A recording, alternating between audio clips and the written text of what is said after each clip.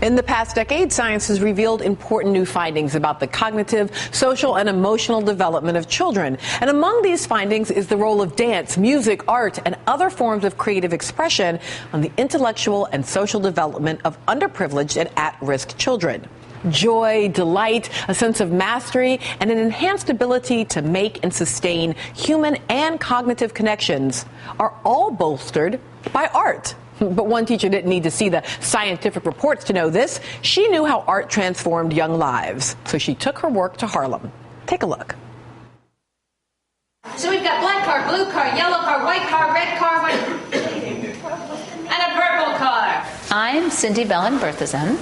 I am the founder and executive director of the Time and Children's Arts Initiative, which is an introduction to high art aesthetics for little kids. I like painting a lot. I've taken a program that was designed for really, some of the most gifted, most well-positioned children in New York, from very wealthy families, and then created this program so that children whose parents would never say, oh, my child needs to learn opera, would have the opportunity to do this program as part of their regular school day so that every child gets an opportunity to do this. Ah, that's so cute. I really like it. Hey, look over there. We alternate weeks so that one week they're out in museums and galleries. They'll do, they see all the big contemporary art shows. We specialize in 20th and 21st century art. So they go out like Sotheby's or Christie's interns or like graduate students. An opportunity to give kids more and more and more chances to be kind of like the rest of the world instead of being hermetically sealed in a community where they have little opportunity. Because painting is fun and my favorite. As a first grade teacher at my school, I've noticed that this has impacted the students, for many of them, as a life experience of getting out of their neighborhood. Most of them only experience within walking distance of the school of where they live. They're not easy neighborhoods, they're not easy lives that a lot of these kids live.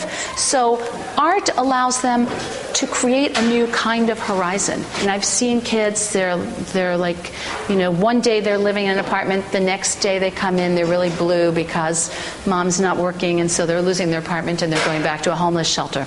Art allows them to take control of their interior lives and to put the other things that are not in their control at a distance. I have a student in my classroom who is very shy, very reserved. He did not say a word since September. With the children, to me, he's just very shy. He doesn't like to talk. But today we invited his mom to come to the studio with us. And while he was working on the project, painting, gluing, he was talking the whole time. No, yes, goals, big goals for me. I really want to change the face of education. I think that you can carry this kind of work much, much farther than we do right now. We want to change the world!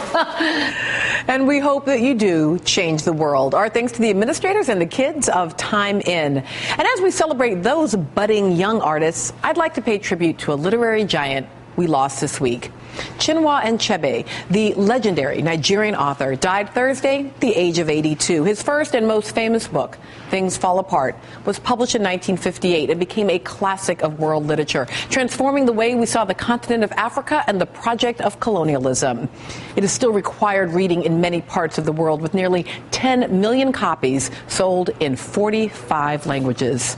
Achebe had a profound influence on American writers like Toni Morrison and Junot Diaz, and his work will surely continue to inspire for generations to come. Up next, the brothers who themselves are inspiring a whole new audience.